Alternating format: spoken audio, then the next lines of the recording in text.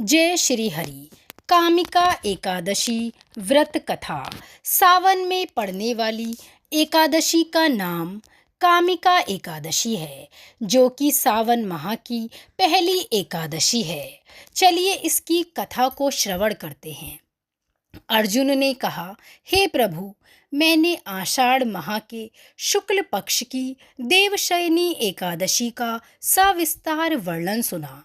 अब आप मुझे श्रावण माह के कृष्ण पक्ष की एकादशी की कथा सुनाने की कृपा करें। इस एकादशी का नाम क्या है? इसकी विधि क्या है? इसमें किस देवता का पूजन होता है? इसका उपवास करने से मनुष्य को किस फल की प्राप्ति होती है?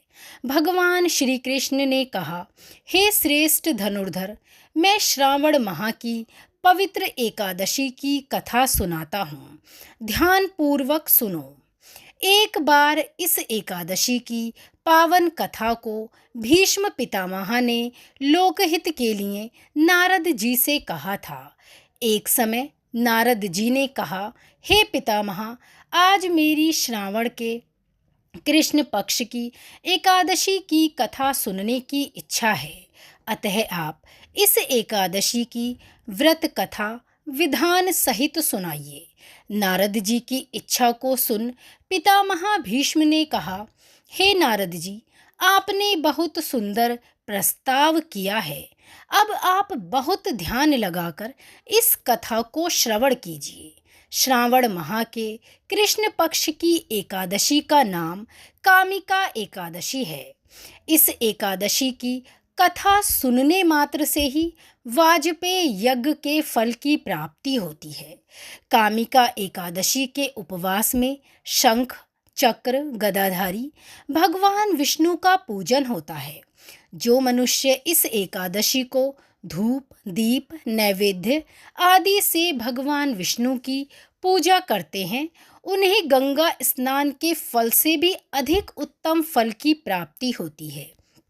सूर्य ग्रहण और चंद्र ग्रहण में केदार और कुरुक्षेत्र में स्नान करने से जिस पुण्य की प्राप्ति होती है, वह पुण्य कामिका एकादशी के दिन भगवान विष्णु की भक्ति पूर्वक पूजा करने से प्राप्त हो जाता है। भगवान विष्णु की श्रावण माह में भक्ति पूर्वक पूजा करने का फल समुद्र और वन सहित पृथ्वी दान करने के फल से भी ज़्यादा बड़ा होता है। व्यतिपात में गंडकी नदी में स्नान करने से जो फल प्राप्त होता है, वह भगवान की पूजा करने से मिलता है। संसार में भगवान की पूजा का फल सबसे अधिक है, अतः भक्ति पूर्वक भगवान की पूजा न बन सके तो श्रावण माह के कृष्ण पक्ष की कामिका एकादशी का उपवास करना चाहिए। आभूषणों से युक्त बछड़ा सहित गौदान करने से जो फल प्राप्त होता है, वह फल कामिका एकादशी के उपवास मात्र से मिल जाता है। जो उत्तम द्विज श्रावण माह के कृष्ण पक्ष की कामिका एकादशी का उपवास करते हैं तथा भगवान विष्णु का पूजन करते हैं, उन्हें सभी देव, नाग, किन्नर, पितृ आदि की पूजा उन्हीं के साथ हो जाती है। इसलिए पाप से डरने वाले व्यक्तियों को विधि विधान सहित इस उपवास को करना चाहिए। संसार सागर तथा पापों में फंसे हुए मनुष्यों को इनसे मुक्ति के लिए कामिका एकादशी का व्रत करना चाहिए। कामिका एकादशी के उपवास से ही पाप नष्ट हो जाते हैं। संसार में इससे अधिक पापों को नष्ट करने वाला और कोई उपाय नहीं है।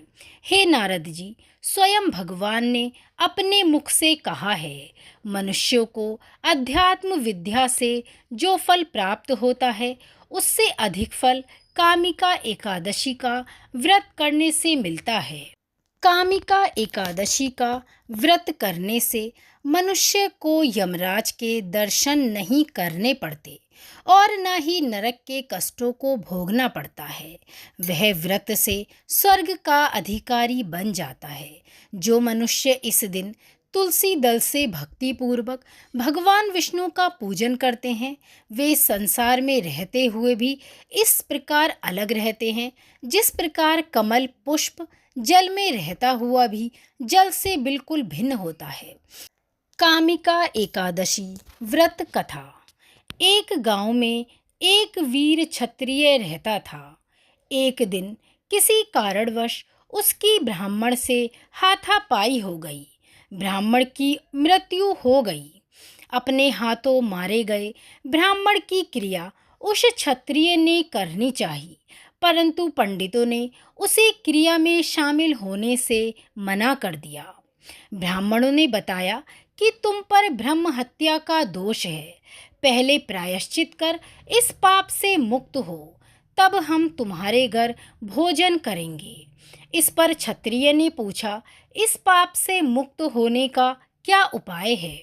तब ब्राह्मणों ने बताया कि श्रावण माह के कृष्ण पक्ष की एकादशी को भक्ति भाव से भगवान श्रीधर का व्रत एवं पूजन कर ब्राह्मणों को भोजन करा के दक्षिणा के साथ आशीर्वाद प्राप्त करने से इस पाप से मुक्ति मिलेगी। पंडितों के बताए हुए तरीके पर व्रत कराने वाली रात में भगवान श्रीधर ने क्षत्रिय को दर्शन देकर कहा कि तुम्हें ब्रह्म हत्या के पाप से मुक्ति मिल गई है। इस व्रत के करने से ब्रह्म हत्या आदि के सभी पाप नष्ट हो जाते हैं और इहलोक में सुख भोग कर प्राणी अंत में विष्णु लोक को जाते हैं। इस कामिका एकादशी के महात्म्य के श्रवण एवं पठन से ही मनुष्य स्वर्गलोक को प्राप्त करता है। इतना बड़ा पुण्य सावन माह की कामिका एकादशी का बताया गया है। इस कामिका एकादशी की रात्रि को जो मनुष्य जागरण करते हैं और दीपदान करते हैं, उनके पुण्यों को लिखने में चित्रगुप्त भी असमर्थ हैं। एकादशी के दिन जो मनुष्य भगवान के सामने दीपक जलाते हैं, उनके पितर स्वर्गलोक में अमृत का पान करते हैं। भगवान के सामने जो मनुष्य घी या तिल के तेल का दीपक जलाते हैं, उनको सूर्य लोक में भी सहस्त्रों दीपों का प्रकाश मिलता है। इसी के साथ जय श्री हरि। कथा अच्छी लगी हो तो शेयर अवश्य करें। इस कथा को मन लगाकर या तो पढ़ें या फिर सुनें, जितना हो सके औरों को सुनाएं और इस एकादशी से मिलने वाले पुण्य को अर्जित करें। जय श्री हरि। धन्यवाद।